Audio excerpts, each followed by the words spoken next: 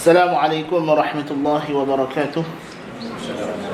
Alhamdulillahi rabbil alamin wa bihi nasta'in wassalatu wassalamu ala khatamil anbiya'i wal mursalin sayyidina Muhammadin wa ala alihi wa sahbihi ajma'in, amma ba'du. Pada pagi ini kita bersyukur kepada Allah Subhanahu wa taala pertamanya kerana dapat bersama-sama lagi sekali dalam majlis ilmu kita. Dan kita bermohon kepada Allah Subhanahu wa taala untuk memberkati dan merahmati majlis ini. Pada kelas yang lepas kita telah membincangkan satu isu yang besar, iaitulah masalah space and time, masalah al-makan waz zaman. Dan kita telah jelaskan bahawa tempat ataupun ruang ataupun space dan masa di sisi Ibn Taymiyah rahimahullah adalah, kita boleh katakan dia bersifat, dia adalah arab, dia adalah benda yang melazimi sesuatu yang wujud, perkara yang melazimi sesuatu yang wujud. Maka apa yang diistilahkan sebagai tempat dan masa yang kita maksudkan di sini of course ialah absolute time dengan absolute space, masa yang bersifat mutlak, yang tidak terikat dengan, tidak relatif kepada sesuatu. Of course tempat dan masa boleh jadi ia bersifat relatif. Macam kita kata sekarang pukul 8.25 masalahnya, itu relatif kepada jam yang kita pakai, kan? Tapi masa yang dimaksudkan ialah masa yang tidak semestinya dengan jam itu atau jam ini atau waktu itu atau waktu ini. Maka hakikatnya di sisi Ibn Taymiyah masa ialah taqdirul harakah, anggaran pergerakan. Dan tempat ialah sesuatu yang ada, setiap benda yang wujud di mana ia berada itu adalah tempat dia.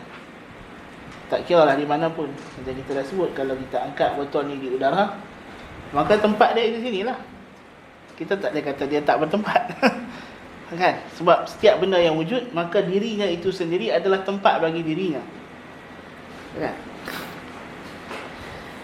Maka dia adalah sifat, dia adalah sesuatu yang melazimi kewujudan. Apa yang tidak ada tempat, tak ada wujud.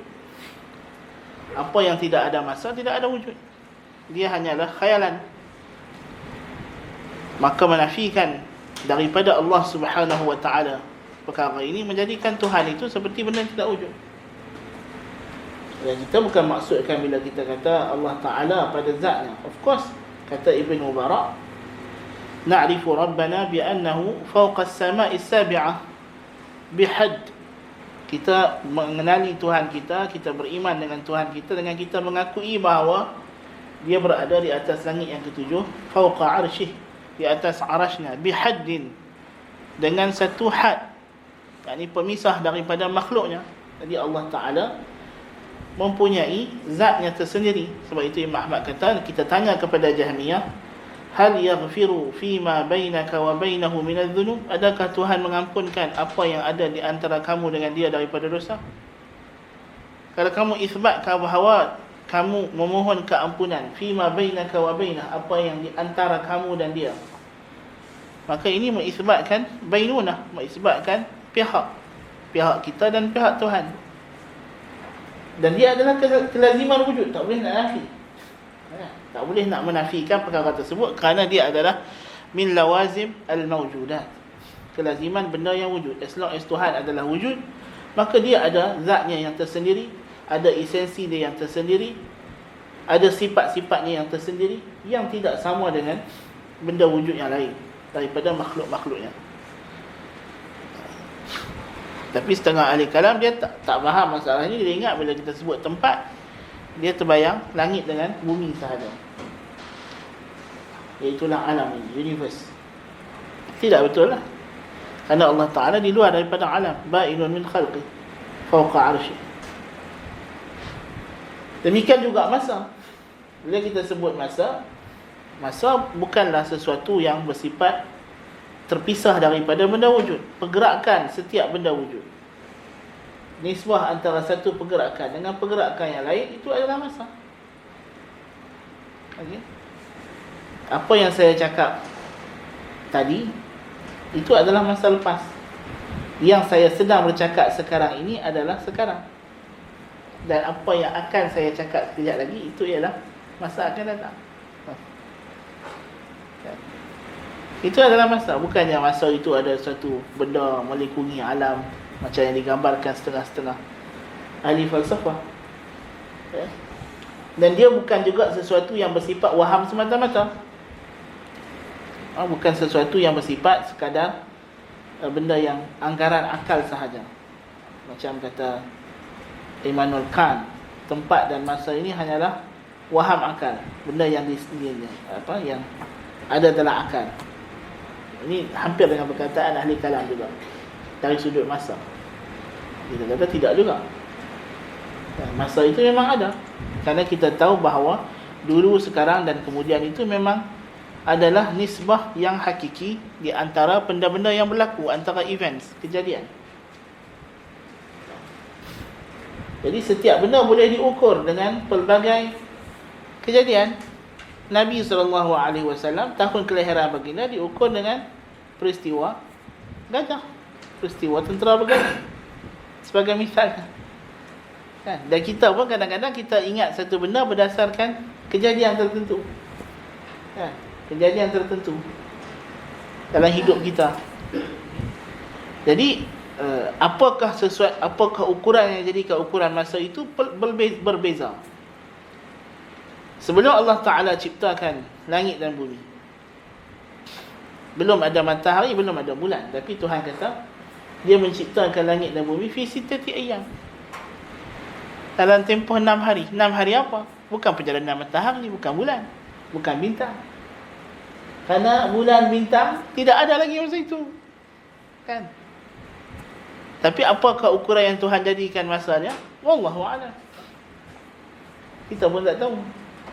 Nanti bila dalam syurga, ahli syurga akan tahu hari Jumaat dengan cahaya yang lebih terang datang daripada Arash. Masalah Nabi kata. Maksud dalam syurga ada hari. Ada Isnin, Rabu, Khamis, Jumaat. Kan? Allah Ta'ala kata ahli syurga masuk syurga pada waktu qailulah, lepas habis daripada hisab. Kan? Maknanya dalam syurga ada waktu. Kan? Tapi bukan waktu berdasarkan matahari, bulan dan bintang. Matahari dah tak ada. Kan? Dalam syurga tak ada matahari, tak ada bulan, tak ada bintang. Kan? Jadi masa adalah ukuran kejadian-kejadian yang berlaku. Kita tak boleh hadkan ukuran masa itu hanya dengan matahari, bulan dan bintang. Jadi mereka faham kalau kita kata Tuhan turun ke langit dunia pada 1/3 malam yang akhir, jadi Tuhan terikat dengan perjalanan matahari, bulan dan bintang. Tidak betul. Itu adalah berdasarkan ukuran kita. Adakah Allah Ta'ala terikat dengan ukuran itu? Tidak. Nabi SAW kata, laisa inda rabbikum lailun wala nahar. Tuhan kamu tidak ada siang dan malam. Nurul arsy min nuri wajhi. Cahaya yang menerangi arash adalah cahaya wajah Tuhan itu sendiri. Maksudnya arash tidak diterangi oleh cahaya matahari. Of course lah, matahari duduk di bawah sana, halus saja dibanding dengan arash. Kan? Arash lebih besar daripada itu. Jadi masa bukan sesuatu yang boleh kita hadkan dengan satu ukuran sahaja. Berentetan daripada itu, ini adalah perkara yang besar yang menjadi polemik kepada banyak isu-isu akidah di antara pelbagai aliran. Sama ada aliran ahli kalam sama mereka, maupun aliran ahli falsafah sama mereka. Dan tentulah isu masa dan tempat ini, space time ini pada zaman kita kini menjadi lebih besar lagi dalam perbincangan philosophy of science, falsafah sains. Sehingga dalam cabang-cabang falsafah sains itu telah ada satu dinamakan philosophy of time dengan philosophy of space, dikhususkan dengan cabang yang tersendiri.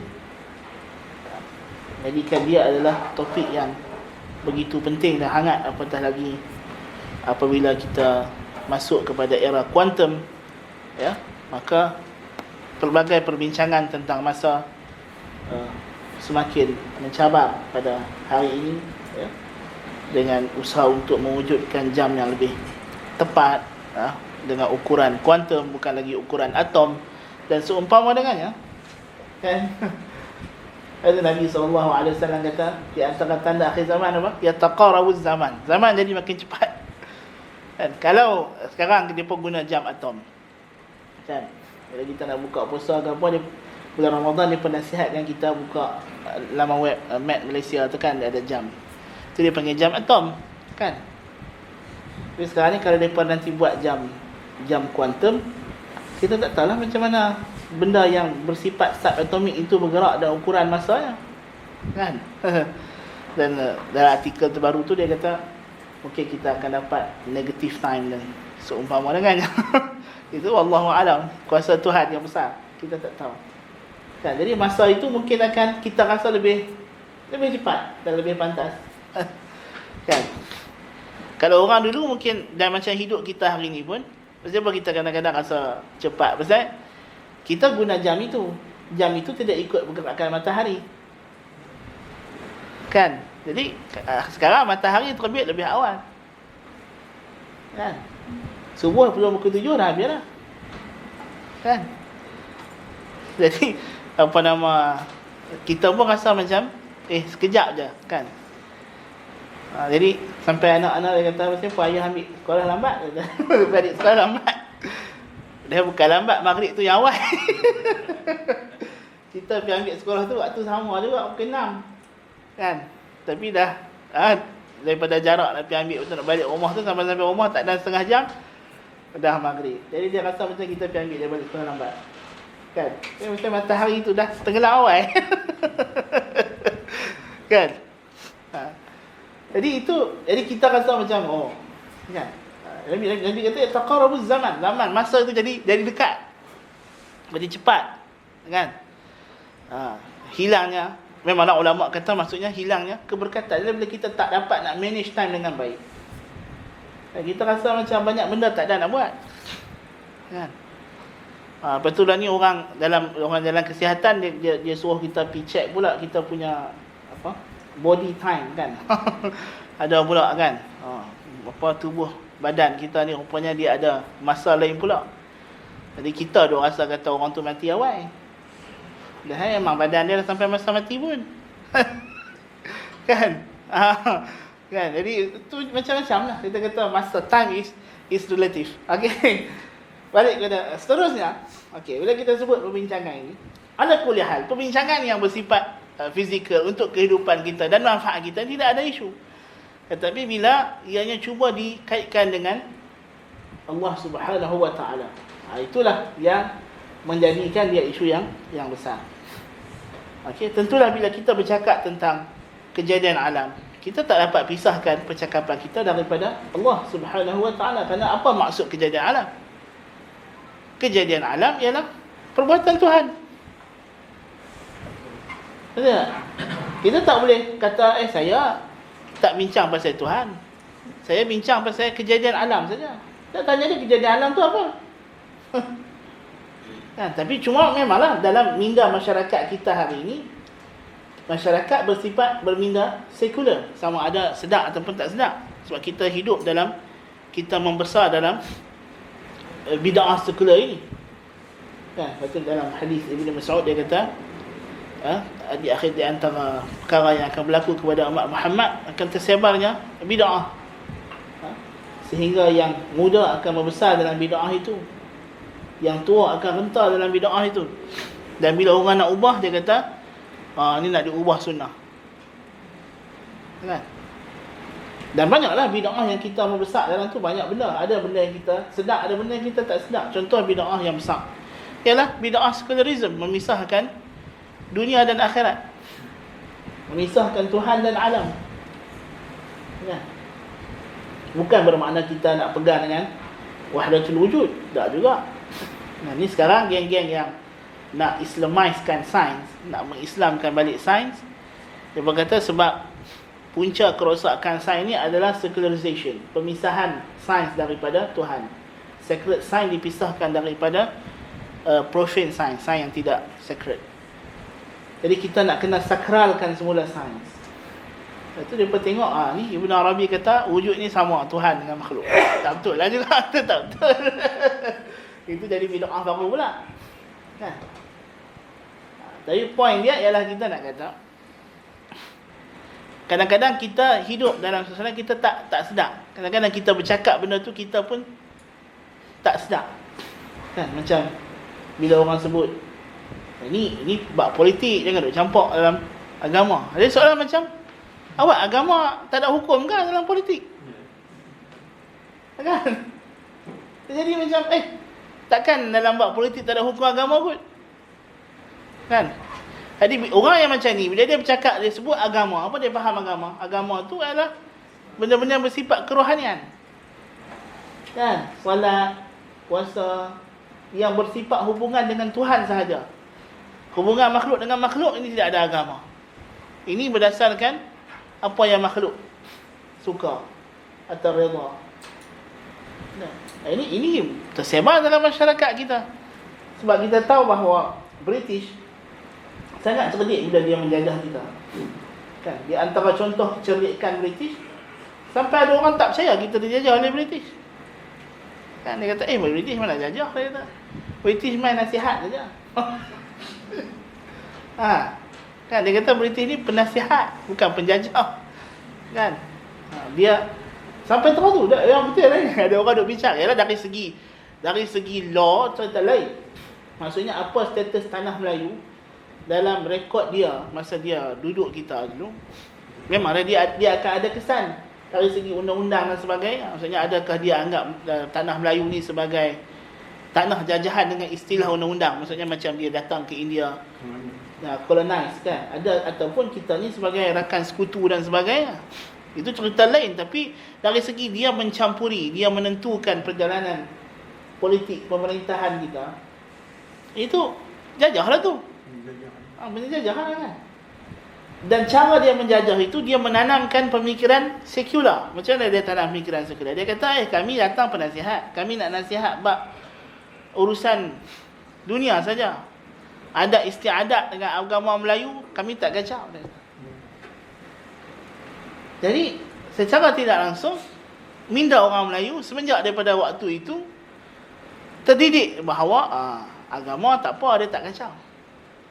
British tak kacau kita punya pondok, kita punya langgak, kita punya madrasah. Dia tak kacau. Kan, dia tak kacau masjid, tak kacau. Bahkan dia pula tolong buat masjid. Banyak masjid-masjid yang besar-besar ni arkitek dia orang putih. Zaman penjajah kan? Bayangkan. Dia pula tolong buat masjid. Takkanlah pula dia anti-Islam dah dia kata. Kan? Tapi itu menanamkan pemikiran sekular. Kan, jadi kita rasa tak apalah, dia tak kacau agama, dia buat politik saja. Kan? Dia ambil cukai, dia ambil apa. Jadi ini bila ditanamkan pemikiran begitu, kita dah tak rasa benda-benda ni sebagai salah. Kita tak rasa tidak beragama ketika kita melakukan perkara yang melibatkan undang-undang atau politik itu sebagai salah. Okay. Jadi itu adalah kesan, dan kesan yang paling ketara ialah dalam pendidikan. Balik kepada cerita kita ni, kita dah sebut daripada awal itu, ahli kalam ni punca dia nak jadi masalah ni semua pasal dia kata dia nak isbat kewujudan Tuhan. Hari ni bincanglah benda-benda ni. Kan? Dan mereka ada dalil yang kita sebut dalil hudus. Kan? Maka dia kata kita tak dapat buktikan kewujudan Tuhan sehingga kita isbatkan alam ini adalah hadis, alam ini adalah baharu. Maka inilah persoalan punca kepada segala masalah. Kan? Jadi dia kata kita nak menentang pemikiran yang menafikan Tuhan. Walaupun pemikiran menafikan kewujudan Tuhan secara asasnya tidaklah popular dalam masyarakat dunia, dalam tamadun manusia. apa yang kita kenali hari ini sebagai atheism. Tidak masyhur. Ini adalah petanda-petanda akhir zaman. Dia adalah ajaran sesat yang muncul paling hujung ketika alam ni dah hampir nak dimusnahkan Tuhan. Kalau kita tengok atheism muncul pada tahun 2001, ya, selepas daripada peristiwa 9/11. Dan sebelum tu kita tidak ada gejala atheism yang ketara kecuali pada masa komunis. Tapi komunis lebih kepada ketika berlakunya revolusi Soviet dan sebagainya, itu lebih kepada pemberontakan terhadap sistem agama tertentu. Kan? Dia adalah pemberontakan terhadap sistem agama tertentu. So, bila berlakunya revolusi Perancis, ini adalah revolusi terhadap gereja Katolik. Sebab tu slogan dia ialah kita belit, kita jerat leher orang kaya dengan usus padri. Kan? Dia adalah isunya adalah penindasan yang disokong oleh orang agama tadi, orang agama yang juga korup. Kan? Dan revolusi itu sendiri bermula daripada dalaman, daripada orang agama. Apabila berlakunya islah daripada Martin Luther, tetapi apabila islah itu juga ditekan dan dimusuhi dengan begitu teruk, itu dah menatijahkan kepada kejadian tadi. Kan? Dan bila berlakunya revolusi merah, maksudnya di Russia pun, benda yang kita kata kalau kita perhati betul-betul dari segi dalaman, ya, dia reaksi kepada agama itu dari segi bila datang kata-kata agama sebagai candu. Yang dimaksudkan di sini adalah sistem beragama yang salah ini. Sistem beragama yang salah. Dan dia pun tidak juga buang agama tu ni. Kan, maksudnya kalau agama itu agama yang sesuai dengan pemikiran mereka, dia pun masih terima. Kan?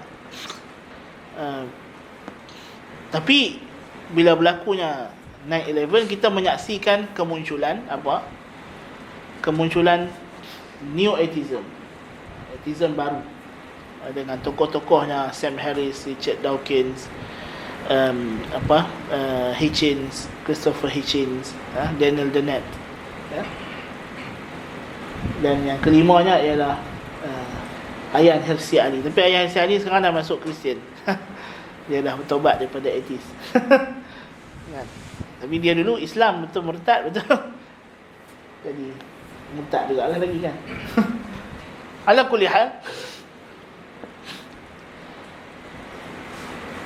atheism yang baru ini cabarannya lebih besar, dan ini kita akan datang pada babnya nanti. Tapi poinnya kita nak kata, ya, ahli kalam pada masa itu berhadapan dengan pemikiran yang dibawa oleh Aristotle yang ditafsirkan oleh Neoplatonism, yang diterima pakai dalam sebahagian atau pemikiran orang Kristian ataupun orang Yahudi ataupun golongan Sabi'ah. Yang ini adalah lepas tu kita kata encounters antara orang Islam dengan filosofi, bukanlah pertembungan Islam dan falsafah secara direct, tetapi pertembungan antara Islam dan agama-agama ini, yang mana berbetulan agama-agama ini sudah mengguna pakai pemikiran falsafah. Okey, kita tahu bahawa Mu'tazilah dia tak berdebat dengan ahli falsafah lah. Dia berdebat dengan padri-padri Kristian. Tetapi mereka inilah ahli falsafah pada masa tersebut. Kita tak faham maksud ahli falsafah di sini. Janganlah kita faham dia adalah ahli falsafah yang macam kita nampak pada zaman kita. Ahli falsafah ni adalah orang yang tak ada agama, ataupun orang etis, ataupun orang yang anggap diri dia tak menisbahkan diri kepada mana-mana agama. Ahli falsafah pada masa itu adalah orang yang beragama. Jadi dia adalah Kristian, jadi dia adalah orang Islam sendiri. Kemudiannya bila munculnya Al-Kindi, Al-Farabi, Ibn Sina, Ibn Rushd, Al-Hafid, ya? Jadi mereka ni ahli falsafah, tapi mereka beragama, ya? So kita tak terbayang pada masa itu ada filosofers yang mana filosofer ni dianggap sebagai berseberang dengan orang yang beragama. Itu tidak berlaku pada masa itu. Ya. Jadi kita baca kat sini, dia kata al-hadith wal masbuq bi'adamih. Dia kata isu yang dibincangkan dalam kita tahu tadi, kita sebut dalil yang paling utama dia pakai adalah kita nak membuktikan kewujudan Tuhan. Dari sudut Tuhan itu adalah Rabb yang mencipta. Jadi kita kena bagi tahu kata alam ni adalah hadis. Alam ni adalah baharu. Makna baharu di sini adalah al-masbuqu bi'adami, sesuatu yang dulunya tidak ada, kemudian dia ada. Ini maksud hadis. Bahawa alam ni dulu tak ada, kemudian dia ada. Kan? Kerana kalau kita kata alam ni sentiasa ada, tak pernah tak ada, dia tak berhajat kepada pencipta. Kan? Pasal dia memang ada. Kan? Yang perlu kepada pembuat yang mewujudkan dia, yang mereka bentuk dia adalah sesuatu yang tidak ada. Dan benda yang baru ada itu boleh jadi dia kata benda yang memang berlaku. Seperti kejadian yang kita dok nampak, kelahiran manusia dan mati mereka. Dan boleh jadi sesuatu itu adalah mumkinul wuqu', sesuatu yang boleh jadi, harus ada walaupun dia belum ada. Ya. Ini kalau dia ni kahwin dengan si fulanah, mungkin dia akan dapat anak sekian-sekian, itu anggaran. Padahal benda itu tak berlaku. Dan telah menjadi adat untuk mendalilkan kewujudan Tuhan dengan prinsip alam ini adalah baharu. Bahawa setiap benda baharu tidak mesti ada yang menjadikannya. Dan yang menjadikan benda yang baharu itu mestilah berhenti pada satu pembuat yang dia sendiri tidak baharu, yang dia sendiri sedia wujud, tidak pernah tidak wujud. Itulah Tuhan yang bersifat al-qidam al-mutlaq. Ya. Dalam sejarah falsafah dia kata sehingga sebelum kedatangan Aristotle telah terdapat pandangan yang mengatakan bahawa alam ini semuanya berada dalam pergerakan, state of flux.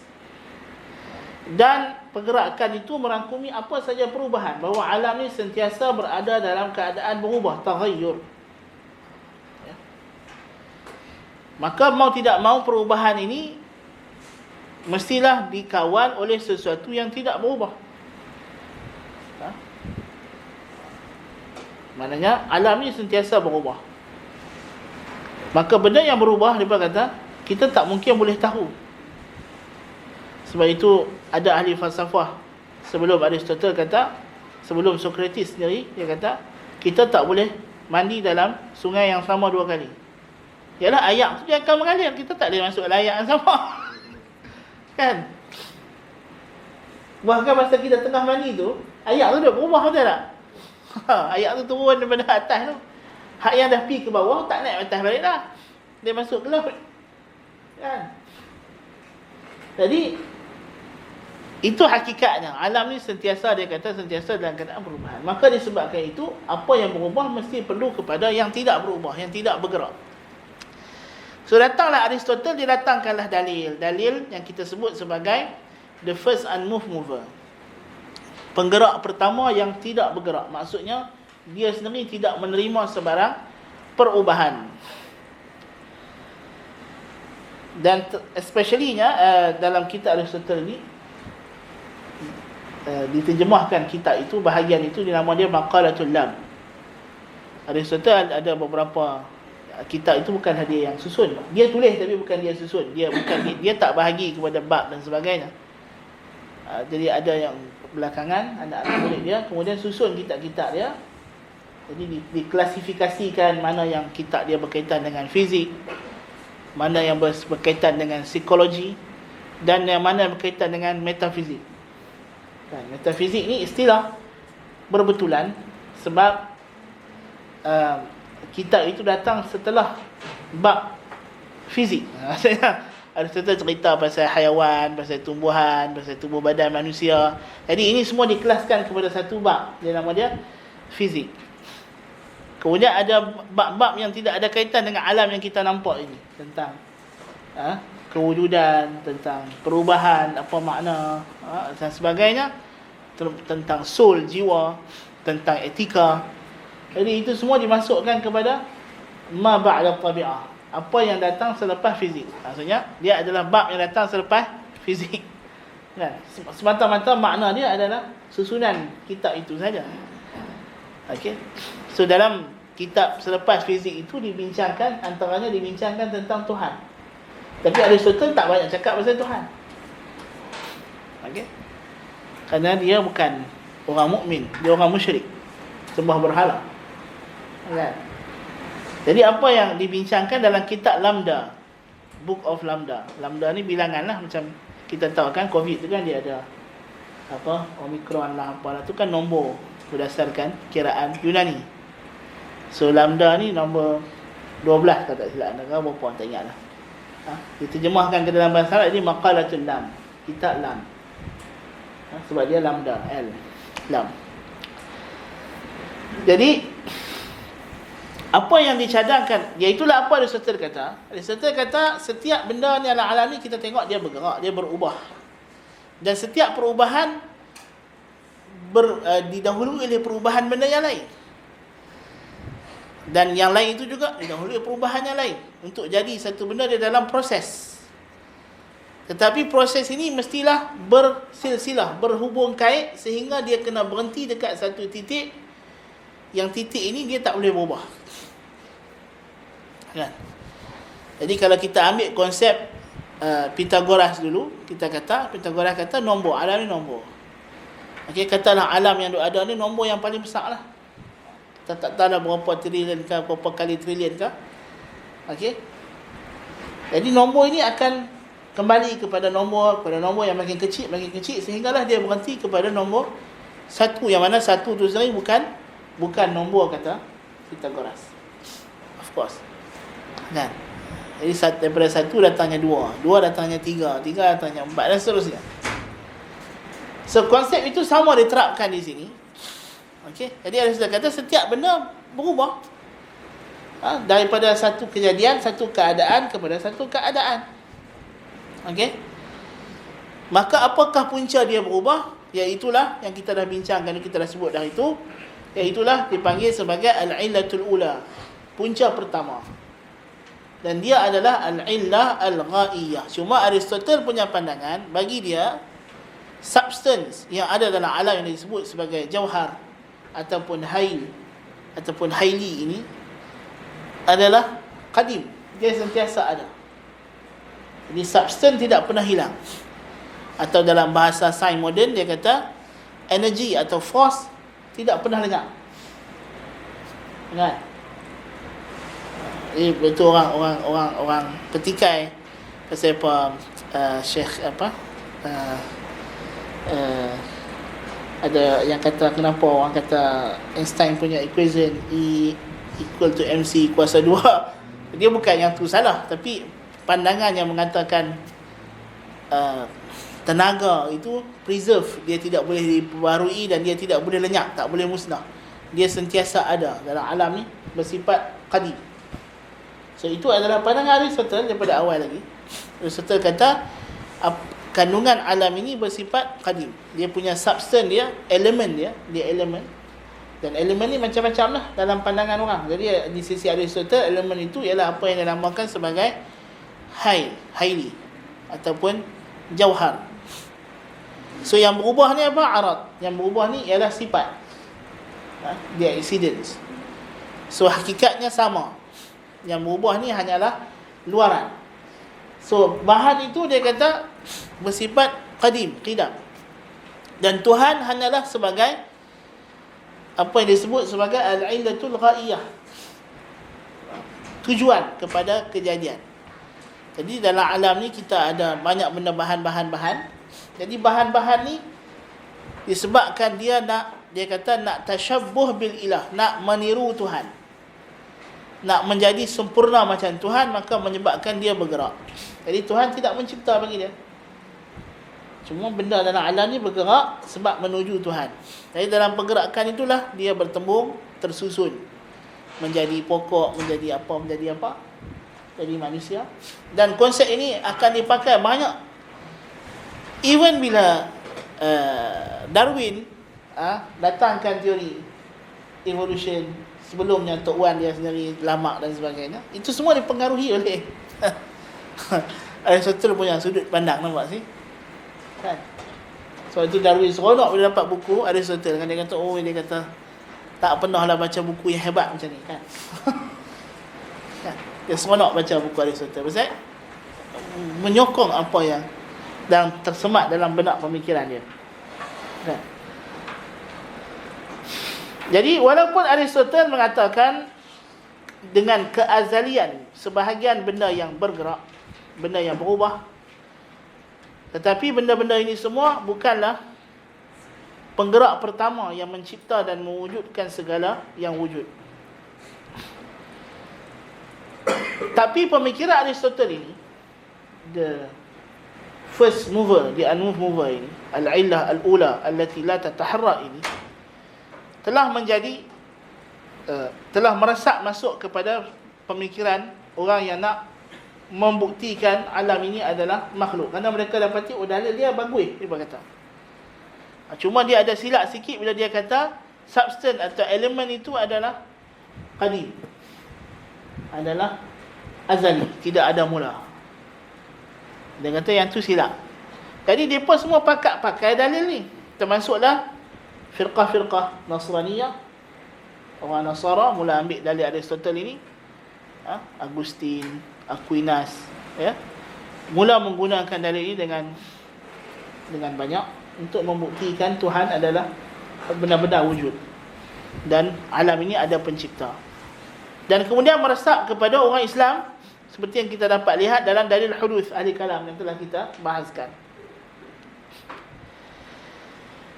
Dan disebabkan di sisi Aristo penggerak pertama itu tidak bergerak, maka tidak boleh dinisbahkan kepadanya apa perkara yang bercanggah dengan penafian pergerakan daripadanya. Dan pergerakan itu meliputi semua perubahan. Di sinilah datang masalah dengan sifat-sifat Allah Ta'ala. Sebab ini adalah teras dalil ni. Teras dalil ini. Alam bergerak, berubah. Kaifa sayakunu al-muharrik al-awwal 'aliman bihi duna ay taghayyur fi 'ilmihi. Kalau alam ni bergerak, sebagai misal masalah yang rumit sekali, macam mana Tuhan boleh tahu tentang alam? Jadi sebelum kita wujud, kita belum wujud lagi kan? Kita belum dilahirkan mak kita. Mak pak kita pun tak kahwin lagi. Okay. Kemudian kita, mak pak kita kahwin, betul, mak kita mengandung, kita pun ada dalam perut mak kita. Okey, sekarang adakah Tuhan tahu kita ni ada dalam perut mak kita? Okey, kalau kita kata sekarang Tuhan tahu, mana tadi? Muskilah. Besar. Kan orang Asy'ariyah tak lain ada bincang lah. Kan kita kata sifat 20 tu, dia macam tu lah kan. Atau ada ulama-ulama besar sifat 20 kan, dia tak boleh tidur malam. Kan dia kata sampai sudah dia kata aku tak tahu mana atuk betul. Macam sekarang ni kita tak boleh kata Tuhan tahu sesuatu. Kalau sekarang Tuhan tahu botol air ini di sini. Kalau saya ubah botol air ni duduk belah ni, kita tanya, sekarang Tuhan tahu tak botol air ni dah berubah daripada sini ke sini?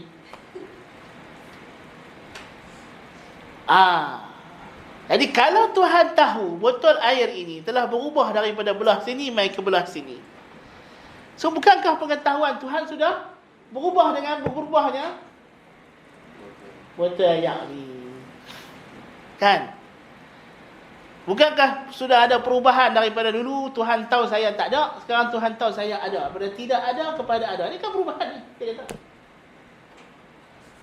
Ini meresahkan jiwa ahli kalam dan ahli falsafah. Okey.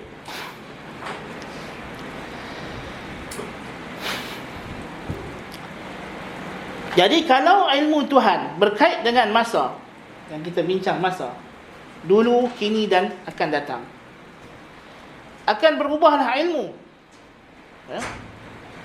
Jadi di sini satu konklusi yang akan dibuat oleh para penafsir fahaman Aristoteles, terutamanya Neoplatonis, dia akan kata Tuhan tidak boleh tahu kejadian alam secara terperinci, secara juz'i. Dan ini yang akan digagaskan oleh Ibn Sina.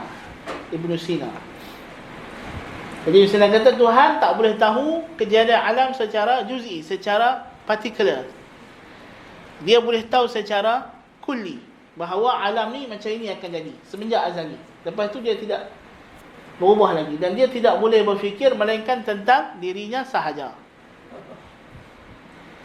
Okey, itu Tuhan. Bagi dia pun Tuhan macam itulah. Sebab kalau Tuhan duk fikir pasal kita, duk tahu pasal kita ni siapa dia dah.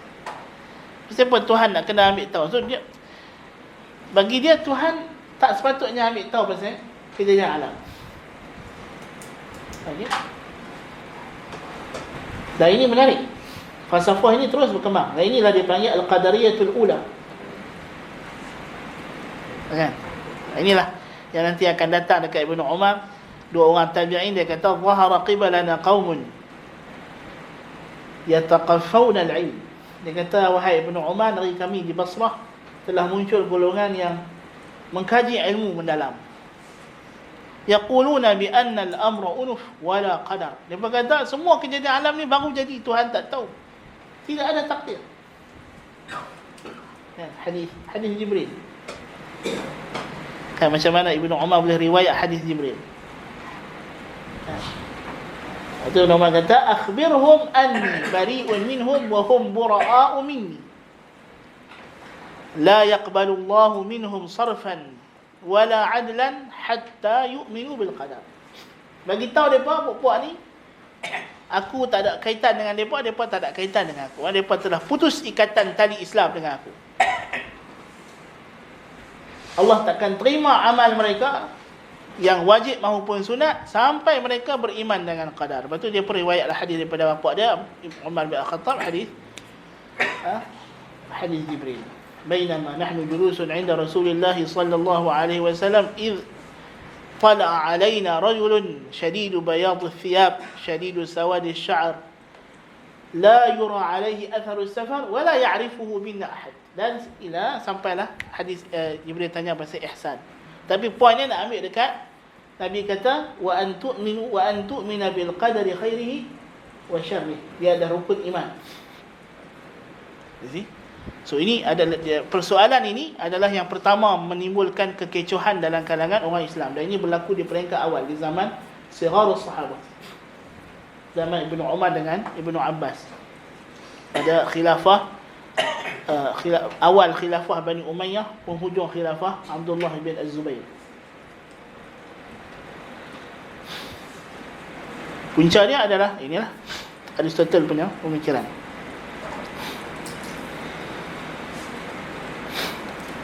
Maka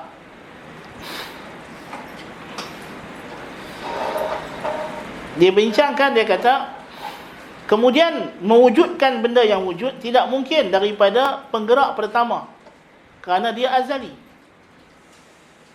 Walau kana wujuduhu sababa wujudiha lakanatil muhdatsatu azaliyah. Kalaulah wujud kita ini disebabkan wujud Tuhan. Tuhan wujud, kita wujud. Macam matahari dengan cahaya. Kita macam Tuhan lah, azali. Jadi ada orang yang akan pakai pandangan ni, macam golongan wahdatul wujud. Dan ini bercanggah dengan realiti, bahawa kita dulu tak ada, sekarang kita ada. Thumma in huwa awjadaha faqad qamat bihi harakah. Tapi kalau Tuhan cipta alam, kalau Tuhan sungguh kata innama amruhu idza arada syai'an an yaqula lahu kun fayakun, ini masalah di sisi ahli kalam, walaupun dia membaca ayat ini setiap malam Jumaat, tapi nak beriman dia susah sikit. Pasal kalau kita beriman dengan ayat innama amruhu idza arada syai'an an yaqula lahu kun fayakun, Kalau kita beriman dengan ayat ni macam itu sahaja, macam ayat ni sebut, tanpa kita takwil, ini berat. Kita sudah menisbahkan kepada Tuhan kehendak baharu, sebab Tuhan kata innama, sesungguhnya, hanya sahanya, amruhu, perintah Tuhan kepada sesuatu untuk jadi, idza arada. Tengok, Tuhan guna apa? Idza masuk dengan fi'il madhi. Jadi apa? Jadi mudhari'. Dan menisbahkan masa, time. Ini berat. Kalau kita pegang dengan zahir Quran, kata ahli kalam sifat 20, kan? Kalau kita beriman dengan ayat ni macam tu saja, walaupun kita berbuih mulut kata orang Wahabi tak baca Yasin malam Jumaat, kan? Tapi kalau kita beriman dengan ayat ni macam tu sahaja, macam orang Wahabi itu beriman, walaupun mereka tak baca Yasin malam Jumaat, dia baca surah Kahfi ke apa, kan? Tapi mereka beriman dengan ayat ni. Kita baca berbuih mulut, tapi kita payah nak beriman dengan ayat ni, kan? Pasal bila Tuhan kata idza arada, oh, sekarang sudah ada iradah, kehendak Tuhan yang berkait dengan masa ketika benda tu nak jadi. Syai'an an yaqula lahu, ini satu lagi masalah. Maka ketika itu baru Tuhan sebut kun, jadilah. Fayakun, maka sejurus selepas Tuhan sebut, benda tu jadi. Fa li ta'qib, sejurus selepas. Ini semua masa. Dan masa melazimkan, kita kata tadi, takdirul harakah. Ini semua pergerakan, dan pergerakan ialah taghayyur. Kan? Tadi orang sifat 20 sudah resahlah dalam hati dia. Kata macam mana ni? Kan? Kita kata Tuhan sifat dia qadim, tidak boleh berubah. Alam berubah. Apa itu alam? Alam ni berubah. Dulu tak ada, sekarang ada. Tapi Tuhan kata, dia bila nak sesuatu, masa tu dia nak. Kan? Masa tu dia nak jadi. Maka ketika itulah dia sebut kun fayakun. Inna mathala Isa 'inda Allahi kamathali Adam, khalaqahu min turabin, thumma qala lahu kun fayakun. Thumma pula tu. Kan? Pagi subuh Jumaat kita baca tu, imam membaca Allahul ladzi khalaqas samawati wal ard wa ma bainahuma fi sittati ayyam thumma istawa 'alal 'arsy. Terkejut orang sebab 20. Tuhan kata thumma, kemudian. Maknanya dia istiwa tu lepas itu. Lepas ni masa. Dulu sebelum Tuhan cipta langit bumi, sebelum langit bumi itu siap, Tuhan belum istiwa lagi. Pasal Tuhan belum letak arah di atas lagi. Kan? Of course. Dan itulah yang tahu riwayat haji pun. Jadi kita kena fahamlah macam mana perasaan mereka ni bila baca Quran. Jadi mereka kena tenangkan minda mereka dengan mungkin dengan qasidah ke apa. Kena menari-nari sikit, relief stress. Baca Quran stress tu. Sebab ayat ni semua mencabar akidah mereka. Bukan cabar minda ke apa, mencabar iman. Daripada awal Quran sampai habis. Kan? Semua ayat-ayat ini mencabar keimanan ahli kalam. Kan? Tapi dia baca pula Tuhan kata falamma jaa Musa limiqatina wa kallamahu rabbuh. Sudah. Saya kata macam mana pula ni? Tuhan kata dia bercakap dengan Musa tu masa Musa sampai. Maknanya sebelum Musa sampai, Tuhan tak bercakap lagi dah kan dengan Musa. Lepas tu buka Quran. Buka Quran, jumpa surah Fatihah awal-awal lagi. Kita tak ada Quran ni, kita kata kalamullah. Okey, kalamullah. Quran kalamullah. Mana apa makna kalamullah? Tuhan bercakap. Tapi macam mana Tuhan nak bercakap? Ni ada Bismillahirrahmanirrahim. Ni kan masa, kan pergerakan. Sebab kita kena sebut ba dulu, baca sin, baca mim. Kan? Kalau Tuhan sebut ni, bukankah Tuhan telah menuturkan sesuatu yang bersifat ada dulu dan kemudian. Nampak? Ini yang meresahkan Mu'tazilah. Ini orang kata Quran makhluk. Quran dengan hang sama makhluk. Tak ada beza. Pasal kalau Tuhan sendiri yang cakap Bismillahirrahmanirrahim, Alhamdulillahi Rabbil Alamin. Ini ada dulu, ada kemudian. Ada ayat pertama, ayat kedua. Ada susunan. Ada awal, ada hujung. Ada pangkai ayat, ada hujung ayat. Ada pangkai surah, ada hujung surah. Dia kata, tak boleh lagu tu. Kan? Kalau kita terima hal ni, kita kata, ya Tuhan memang cakap sungguh. Memang Quran ni Tuhan cakap. Tuhan cakap sungguh dengan Musa AS. Tuhan turun ke langit dunia 1/3 malam yang akhir. Yanzilu Rabbuna tabaraka wa ta'ala ila sama'i dunya kulla laylatin hina yabqa thuluthul laylil akhir. Semua ni kalau kita terima, kita kena batalkan dalil hudud yang kita guna untuk menegakkan apa? Menegakkan kewujudan Tuhan. Dan mereka kata kita dah tak ada dalil lain dah. Mereka kata kita tak ada dalil lain dah. Kalau kita nak buktikan Tuhan tu memang wujud, melainkan dengan dalil tu. Dan dalil tu paksi dia adalah makhluk berubah, Tuhan tak berubah. Makhluk bergerak, Tuhan tak boleh bergerak. Walaupun Tuhan tidaklah diam, dia kata, tapi tak bergerak. Diam pun tidak, bergerak pun tidak. Kan? Jadi, inilah persoalan yang terbesar. Maka ditakwil segala apa sifat yang perlu ditakwil, ditolak apa yang perlu ditolak. Kalau hadis tu hadis ahad. Kan? Itu adalah main punca dia. Punca dia sebab dalil ni. Ya. Kita tidak mungkin memahami Aristotle jikalau kita bermuamalah dengannya seolah-olah al-muharrik al-awwal, penggerak pertama di sisinya adalah Allah. Allah yang kita kenal dalam Quran. Yang innama amruhu idza arada syai'an an yaqula kun fayakun. Kan? Kalau Allah ini sifatnya, summa stawa 'alal 'arsy yanzilu rabbuna tabaraka wa ta'ala ila as-sama'id dunya kulla lailatin. Ini melazimkan turun yang baru setiap malam. Lepas tu ada masa pula hina yabqa thuluthul lailil akhir. Kan? Kalau ini Tuhan yang nak di fit in kepada al-muharrik al-awwal di sisi Aristotle, payahlah. Tetapi kita kena bawa pahaman kita terhadap yang nak dimaksudkan oleh Aristotle ini dengan falsafah ataupun thaqafah, latar belakang budaya, pemikiran yang Aristotle hidup padanya. Iaitulah dia hidup pada budaya pemikiran Greek. Dan orang Greek berpahaman Tuhan itu banyak, sembahan itu banyak. Dan ada dalam kalangan manusia ini ada demigod. Macam Hercules dalam legenda dia. Kan? Dan macam-macam lagi lah. Maka perbincangan yang bila Aristotle bincang tentang al-muharrik awal, muharrik thani ni, dia bukan tentang Tuhan yang esa, yang ada sifat kesempurnaan yang menjadi sebab kepada kejadian alam. Orang Yunani percaya Tuhan ini ada banyak. Kan?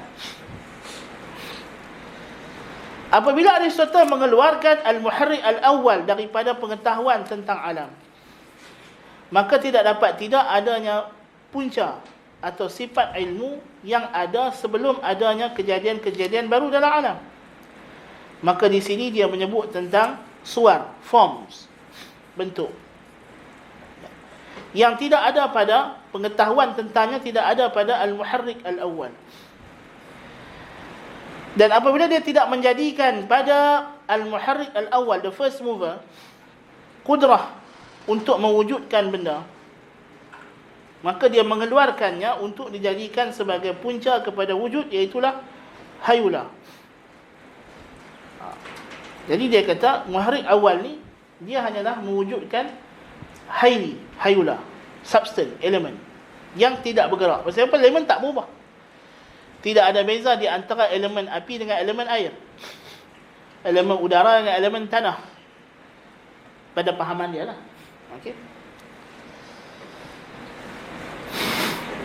Maka penggerak pertama, the first mover, menggerakkan segala yang bergerak, yang azali, iaitulah al-kawakib. So yang bergerak ni siapa? Al-kawakib. Ni apa? Inilah Utarid, Zuhrah, Zuhal. Sebab orang Greek sembah planet, sembah bintang dan planet, kan? Kaum Nabi Ibrahim alaihissalam, mereka sembah matahari, bulan, bintang. Falamma ra'a kawkaban, falamma janna alaihi al-lailu ra'a kawkaba, qala hadha rabbi. Nabi Ibrahim debat dengan kaum dia tu. So, kaum dia sembah benda-benda tu. Okey. Maka bagi Aristotle, apa dia kata? Yang menjadikan alam ini ialah pergerakan cakrawala. Dari sini nanti kita akan jumpa dalam package Neoplatonism, kita akan ada apa yang disebut sebagai ilmu sihir, ilmu talisman.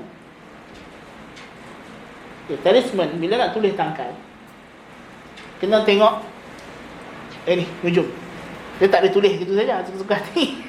Dia tak jadi, dia kata kan, nanti dia kena tengok apa. Nanti kalau kita pergi Tok Bomo, kalau nak berubat, dia akan habaq. Ni hang kena mai malam bulan penuh, malam Jumaat Kliwon ke apa nama dia bagi tahu. Ini semua ada dia punya falsafah dia, perkiraan dia. Kenapa kena hari itu? Dia tak boleh suka-suka hati. Pasal dia nak kena ambil kira bintang ni, ataupun cakrawala langit ni. Okey. So di sini akan datang budaya okult, budaya yang kita sebut sebagai sihir, dan dia akan menjadi package kepada falsafah Neoplatonism.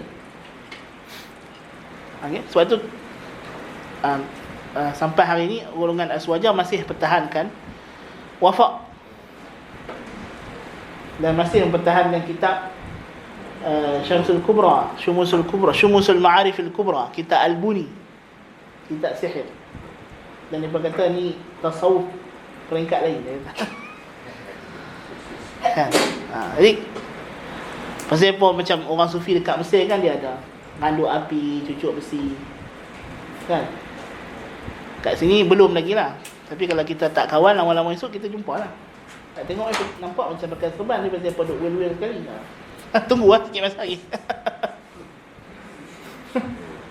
India ada. India ada. India memang dah ada, Mesir pun ada, Maghrib pun ada. Di negara Arab dah lama lah dah buat-buat ni. Hak jenis cucuk besi, telan ulak apa semua ni, kan? Apa telan api, randuk api, kan? Itu memang ada. Bagi dia pun inilah karamah. Aduh, apa pakcik tu kata, saya bukan wali, kena hujan pun basah. Oh, dia ingat wali kalau kena hujan tak basah kepala otak dia. Punyalah bodoh macam tu jadi ulama. Ini bodoh, kan? Nabi sampai patah gigi suruh Nabi bukan Nabi ya? Kepala otak dia, kan? Ini punya pemikiran banggang macam ni pun kata ulama. La ilaha illallah, kan? Tapi Allah Ta'ala ni, Nabi Yusuf kata apa? Inna Rabbi latifun lima yasha. Tuhan aku, kalau dia nak jadi satu benda yang baik, dia akan buat benda tu jadi tanpa kita sangka, kan? Mereka bagi khutbah punya panjang berjela semalam. Bukan dari kami lah, dari sini lah, dari apa ni, wilayah persekutuan ni. Kami orang Selangor cerita macam nikah kahwin. Kan? Pasal artis banyak cerai dalam Selangor. Kan? Punyalah susah payah dia tulis khutbah, kan? Jadi khutbah tu tak disiarkan pun dalam TV. Pasal semalam yang masuk TV khutbah Syekh Mahir. Kan? Khutbah yang menyeru kepada berpegang kepada Al-Quran, pegang kepada sunnah, khutbah yang menyeru kepada perpaduan umat Islam, kan? Lepas tu masjid yang Syekh Mahir tak pergi pun, yang Masjid Jakim lah. Jakim kan ada rukun masjid. Khutbah dia pasal Palestin, baguslah, kan? Mengingatkan perjuangan rakyat Palestin, orang Palestin, kan, pasal Gaza dan sebagainya. Ini memupuk semangat perpaduan. Berbanding dengan khutbah yang satu lagi tu, dia sektarian, kan? Lepas tu nak suruh kita percaya yang Tuhan masalah, kan? Jadi Tuhan dia buat susun atur. Kalau kehendak dia jadilah. Kan? Dia pun tarik tauliah, tak bagi tauliah. Siapa takut mengajak tauhid 3. Bayangkan, semalam dekat masjid negeri terang-terang tauhid 3. Kan? Ajaib. Itulah kuasa Tuhan. Al-Qudratullahil Bahirah. Qudratullahil Bahirah. Kuasa Tuhan yang mengagumkan. Ajaib. Baik, jadi dari segi itu, menurut fahaman Aristotle ini, dia ada konsep ishq. Jadi apa saja pergerakan cakrawala ini, cakrawala ni bergerak kerana apa? Kerana dia rindu kepada Tuhan. Tuhan yang tak boleh dicapai oleh panca indera ini, yang disebut sebagai al-mabda' al-awwal ataupun al-illatul ula. Yang mana Tuhan ni tak ada ambil tahu apa-apa pasal kejadian alam. So kejadian alam ni apa yang ditemai dia? Pergerakan cakrawala ni. Okey. Ingat dulu kita biasa lukis dekat whiteboard yang lama tu, kita dekat sana tu. Kan 10 akal. Kan, jadi kalau dalam pahaman Al-Farabi dia akan akhirnya teori ini dikembangkan oleh Al-Farabi. Jadi Al-Farabi kata dia macam inilah. Tuhan yang pertama tu kita panggil Al-Aqlu Al-Awwal. Okey, Aqlu Awal, lepas tu kita ada Aqlu Sani, Aqlu Thalith, sampailah yang ke 10. So ni dia panggil Al-Uqulul Asharah. Dia kata macam mana alam ni jadi? Alam ni jadi dengan Al-Uqulul Asharah, akal yang 10 akal. So yang ini dia special, dia is not a being, not laisa bi syai'. Yang Tuhan yang pertama ini Tuhan. Jadi dia tak dapat diketahui dan dia juga tak ada ambil tahu apa-apa yang di bawah ni. Okey? Jadi dia hanya berfikir tentang diri dia sendiri sahaja. Akal yang 10 ni, yang baki 9 ni, ini 9 planet yang kita kenal itulah. Daripada Mushtari, Zuhra, Tariq, apa semua tu. Akhirlah dia. Sampailah yang ke 10 ni ialah dia panggil Al-Qamar, bulan. Moon. So akal yang ke 10 ialah bulan. So akal ke 10 ni dia panggil Al-Aqlul Fa'al, yang mencipta, active intellect. Dan setiap akal yang pada akal kedua sampai akal ke-10 ni dia ada nufus, dia ada jiwa, dia ada dia punya roh. Roh ini malaikat. Dia pentafsirkan malaikat. Malaikat tu adalah roh bagi cakrawala ni. So setiap akal ni nanti Ibn Sina akan susun lah. Akal kedua ni roh dia apa? Mikail ke apakah? Setiap 9. Nanti dia perlu hafal 10 nama malaikat tu. Kan, kenapa malaikat tu disuruh hafal 10 je? Malaikat datang dalam Quran tu lebih dari 10. Hak nama dia lebih dari 10. Kan? Pasal apa dia susun malaikat 10 yang wajib hafal? Itu kena tahu. Bukan saya saja. Itu pengaruh. Walaupun Asy'ariyah tak masukkan macam itu. Tapi Ibn Sina bagi macam itu. Faham tak? Jadi Aqlul Fa'al di sini di bawah ni ialah al-alam. Ni alam. Alam ni kita lah. Bumi, langit, tanah, langit tak kira apa, langit dia bukan alam, dia kira bumi bawah ni. Dia panggil alam di bawah bulan. So apa pun kejadian yang berlaku di bawah bulan, yang mentadbir dia adalah bulan. Ialah moon. Jadi sebab itu apa-apa benda pun kena tunggu ulang dengan abang. Betul tak? Satu Nabi kata, bila Allah Ta'ala sebut qul a'udzu birabbil falaq min syarri ma khalaq, wa min syarri ghasiqin idza waqab, wa min syarri nafathati fil 'uqad. Nabi tengok dekat bulan mengamang, Nabi kata pada Aisyah, berlindunglah, ta'awudzi billahi min hadzal ghasiq. Berlindunglah kepada Allah daripada al-ghasiq. Bulan mengamang. Dia pun ni waktu an-nafathati fil 'uqad. Waktu ahli sihir akan mula buat dia punya kerja. Siapa dia tunggu ni? Kan? Dia kena tunggu bulan mengambang. Kan? Jadi tak jadi Tok Bomo kena pergi tampal kat kubur orang yang mati dibunuh. Pada waktu malam bulan mengambang. Kan? Ini semua ada falsafah dia dari segi ajaran Yunani, especially Neoplatonism. Dan sebab itu dalam kitab sifat 20 hak paling besar sekali, kitab Al-Matalibul Aliyah, min al-ilm al-ilahi, karangan Fakhr Razi, dia ada bab pasal ni. Bab cara-cara untuk buat sihir. Ya, ada. Dan Fakhr Razi memang ajak, dia kata kalau kita nak apa-apa hajat, contoh dia kata kita kena puasa untuk bulan. Kata sembelih pada malam bulan mengambang. Dapatlah. Nak kalau nak perempuan ke, nak apa ke. Kan? Ada daripada kitab Syumusul Ma'arif Kubra, kitab Al-Buni. Kan?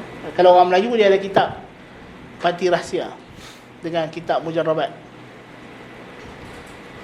Kan? Sama lah tu. Mujarrabat dengan Pati Rahsia sama lah. Dan dia adalah package unsur. Betul sekarang ni ada kitab baru yang Aswaja Indun keluarkan, Ilmu Wifik, cara-cara untuk tulis tangkai. Kan? Dan mereka berharap dengan terbitnya buku tersebut akan menghidupkan balik budaya Aswaja memakai tangkai. Bukan tangkai Al-Quran tu, tangkai nombor-nombor lah. Nombor tu pasal Pythagoras punya teori nombor 1, 2, 3, apa siapa tulis 2, 3, kan, apa siapa tulis qaf, kaf ke tepi, itu semua ada lah dia punya kiraan, dia punya timbangan dia. Tapi kelakar, tapi yalah, syirik lah. Kan, berarti syirik.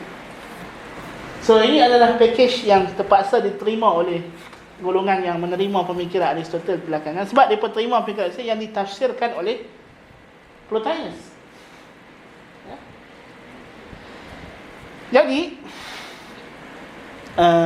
sebab itu dia kata di sini, kanat bidayatu ta'athur bi utruhat Aristo sazaja wa dhayiqa. Mula-mula pengaruh ya, penerimaan terhadap pahaman Aristotle ni adalah sedikit dan plain, ya? Tetapi kemudiannya dia bertambah-tambah, yang mana bermula daripada teori the first unmoved mover ini, ya, yang merangkumi segala bentuk pergerakan dan perubahan.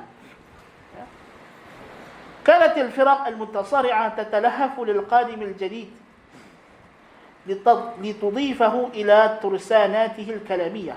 Jadi setiap ahli kalam cuba nak mengambil apa saja pandangan terjemahan baru yang datang daripada kitab-kitab Aristotle, kitab-kitab Iskandar Aphrodisi, kitab-kitab Proclus, kitab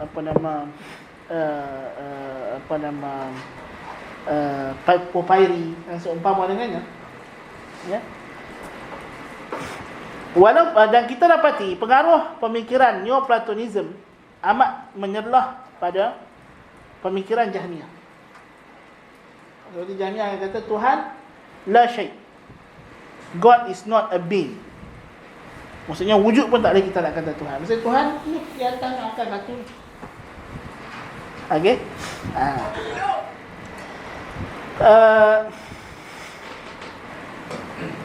Al-Quran seperti yang kita ketahui terdiri daripada huruf. Ini datang masalah Al-Quran makhluk. Ya. Al-Quran makhluk. Kita dah sebut tadi. Punca dia pasal itu. Sebab itu Mu'tazilah kena kata Al-Quran makhluk. Kalau dia tak kata Al-Quran makhluk, bahkan Mu'tazilah akan kata, kalau orang tanya habis itu iradah, kehendak Tuhan. Kan tadi Tuhan kata innama amruhu idza arada syai'an an yaqul kun fayakun. So ada Mu'tazilah yang akan kata Tuhan tak ada iradah.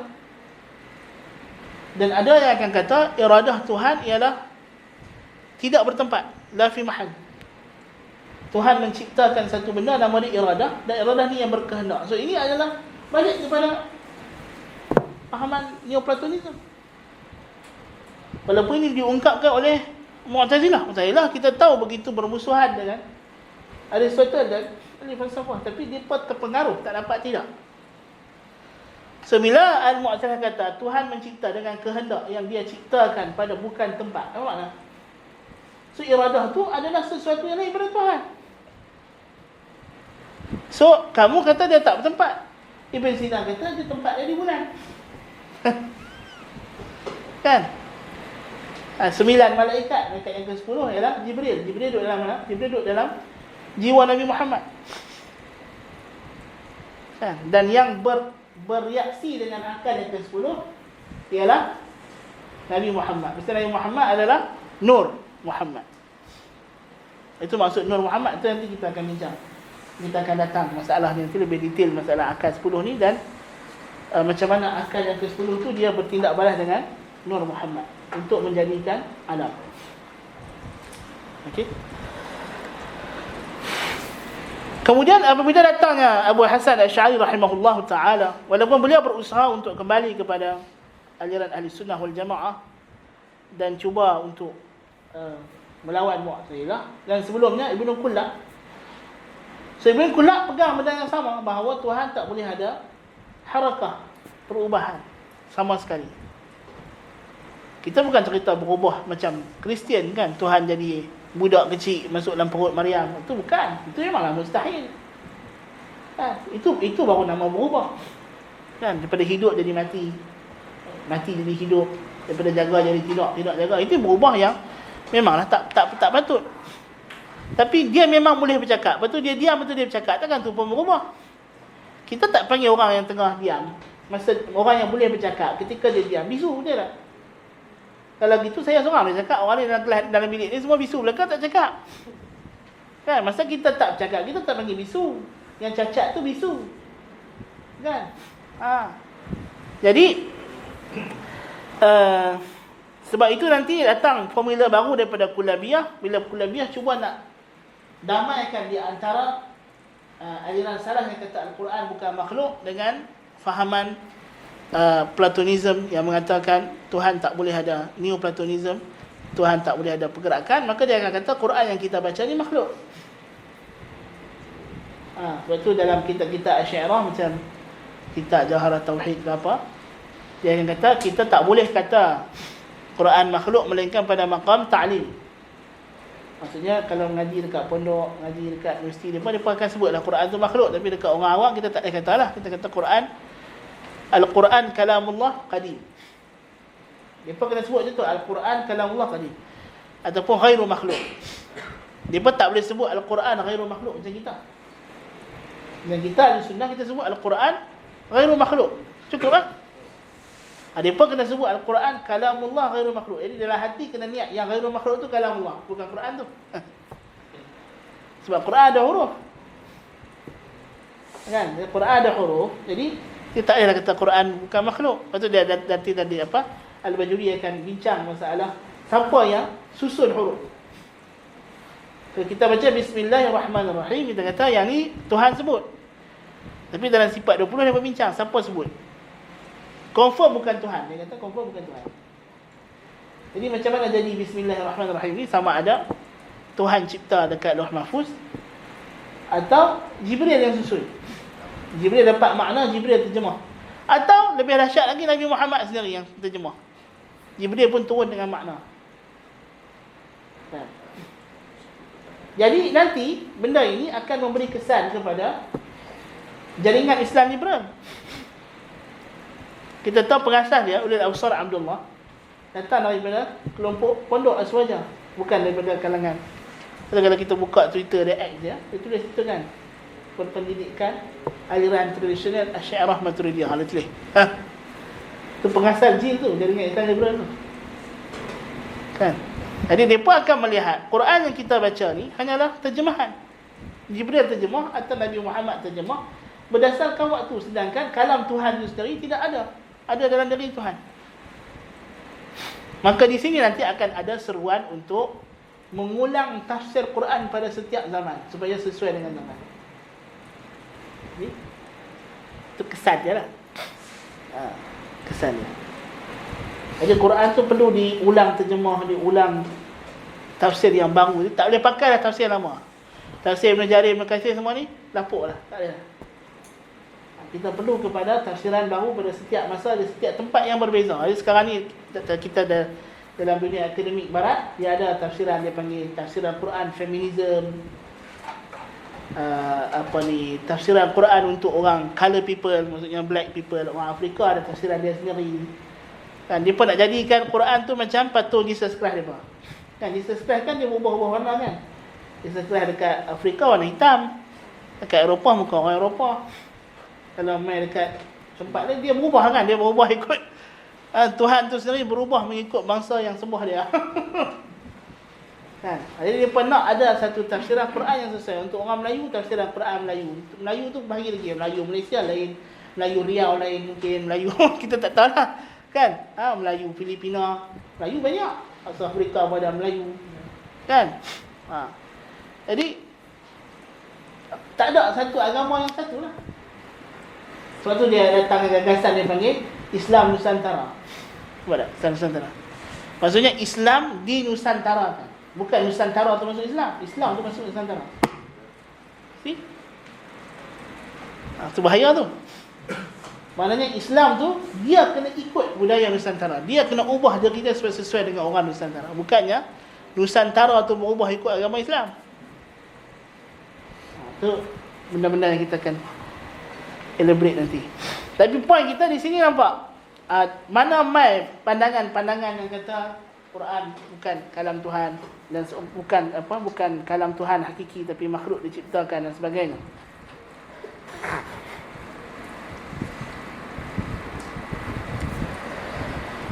Dan sebab itu nanti akan ada kelompok Kulabiyah, ada kelompok Salimiyah yang akan kata walaupun Quran ni ada huruf, ada surah tapi dia tidak ada masa, tidak ada dahulu kemudian dan seumpama dengannya. Itu juga satu pandangan. Ya. Dan lebih dahsyat lagi, masalah ini bukan saja pada Al-Quran, dia pergi kepada masalah qada dan qadar. Ya, di mana nanti Mu'tazilah akan kata Tuhan tidak mencipta perbuatan hamba.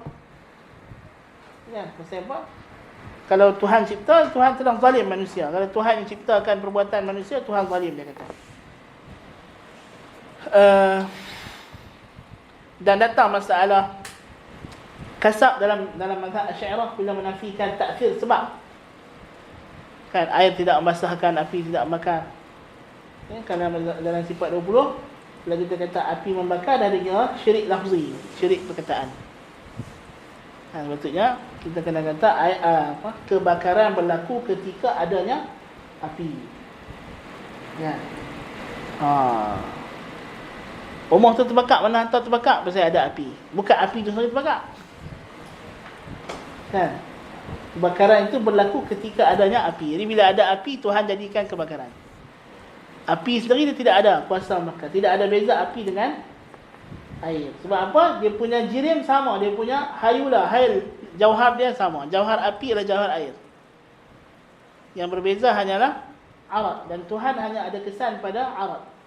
Pada suar, pada form. Jadi Tuhan tidak menukar jauhar. Tuhan hanya menukar forms. Kan?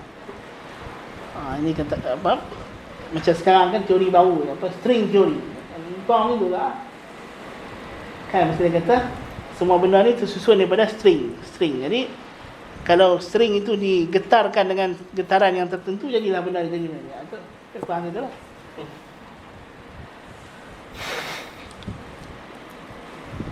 Dan disebabkan itu, di sisi Asy'ariyah tidak ada benda baik dan buruk secara akal. Maksudnya, kalau kita tanya Asy'ariyah, adakah syirik ni buruk? Maksudnya, adakah sembah kubur ni buruk? Ataupun tak buruk? Dia kata, sembah kubur buruk pun tidak, tak buruk pun tidak. Itu bergantung kepada dalil. Jadi kalau kita tanya, adakah minum air kaki tok guru ini buruk? So Asy'ariyah dia tak boleh kata buruk.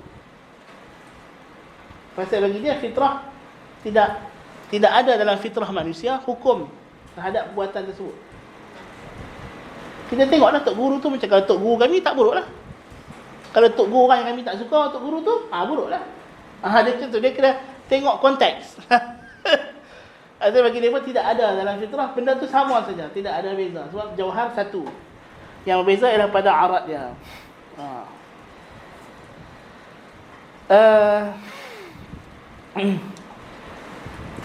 Sehinggalah datangnya, kita sebut tadi Ibn Sina, datangnya Al-Farabi, ya, dengan lebih dahsyat lagi selepas itu, ya.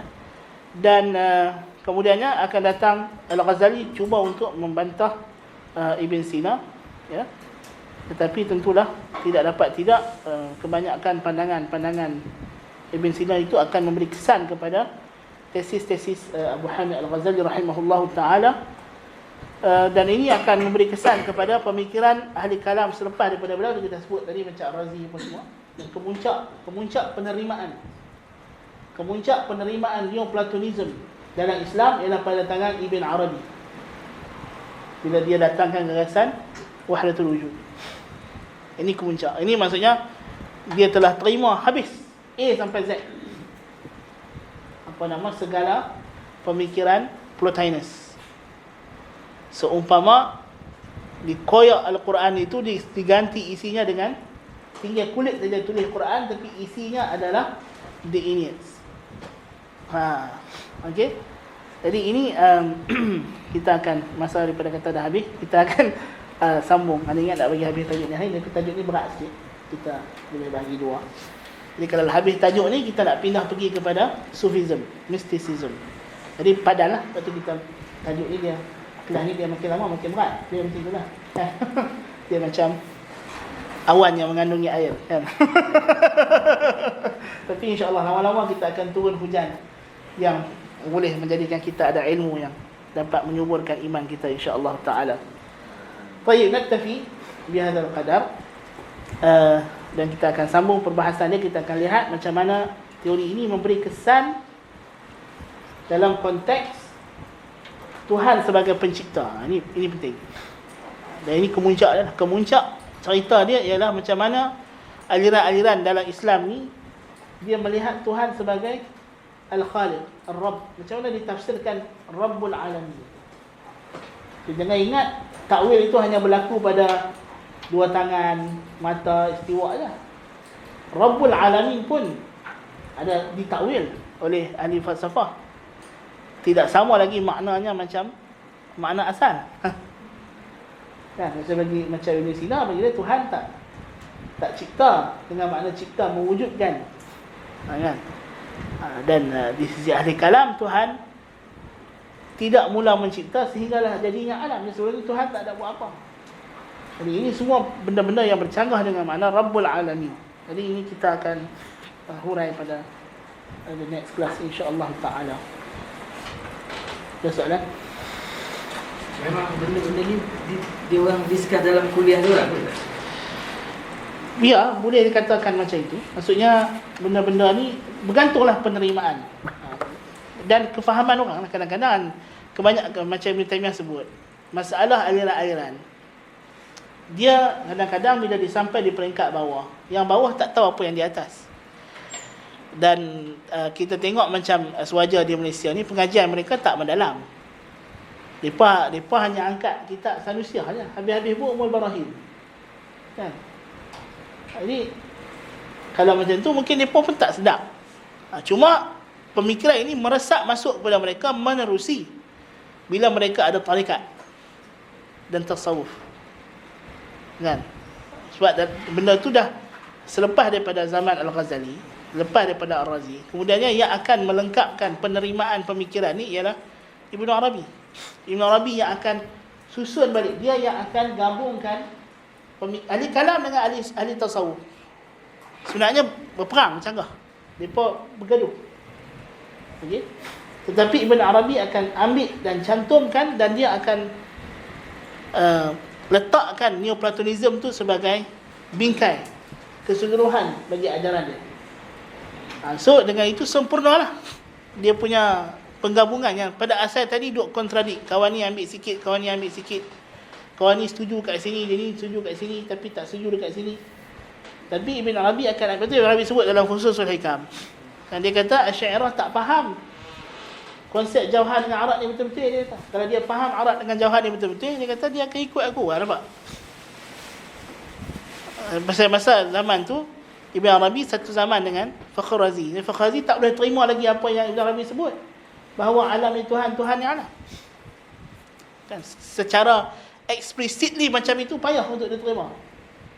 Pasal kita tahu ni bercanggah dengan nas Quran. Kan? Tapi Ibn Arabi kata sebenarnya apa yang Asy'ariyah sebut tu betul dah kalau depa bawa kepada penghujung cerita. Kalau depa mau ambil sampai habis.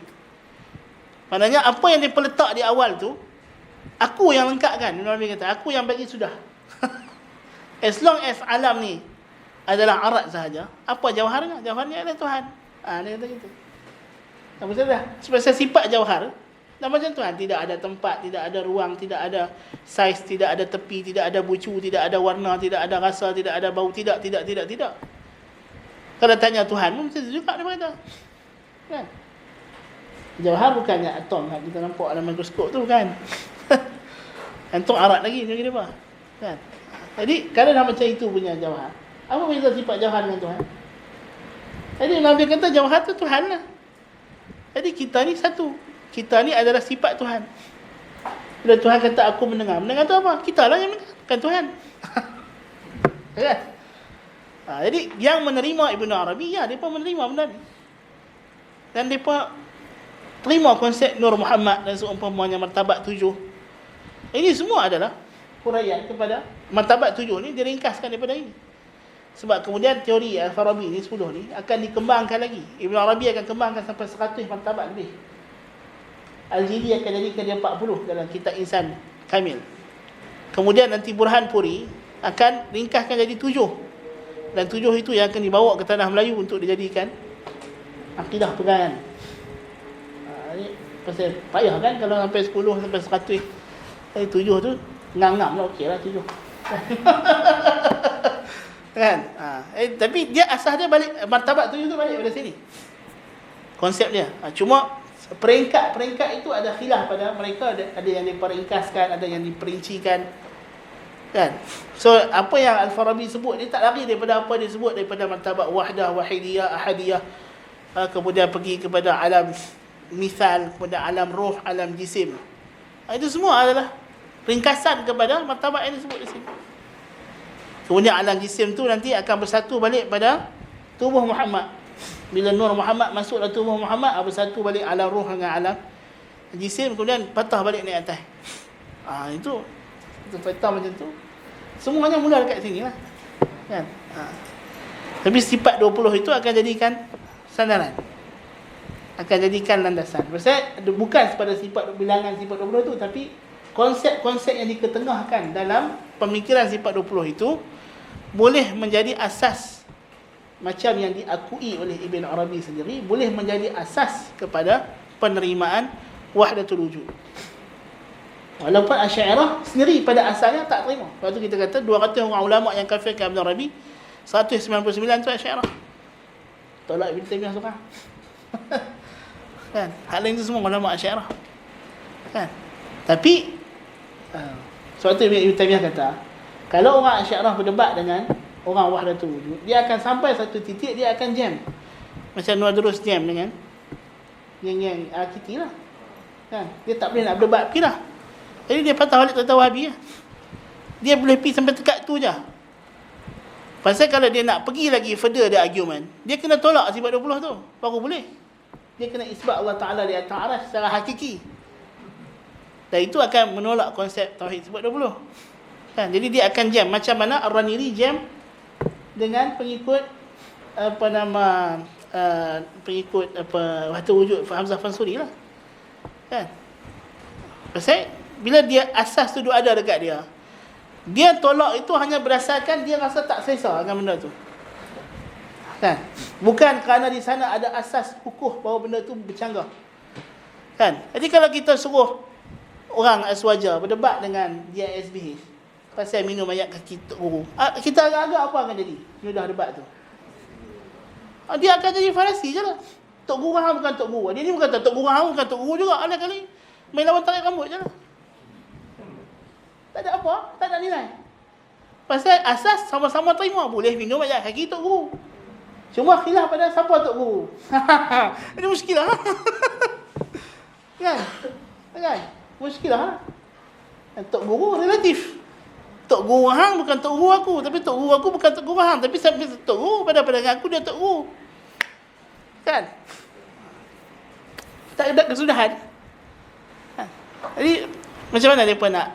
Dan mereka tak boleh nampaklah kesesatan tu. Tak, benda sesat tu ada depan mata, tapi macam mana nak nampak? Kan? Kecuali dalam kes melibatkan jenayah lah. Jenayah tu orang nampak lah. Tapi tak, akidah tu lambat lah nampak. Kan?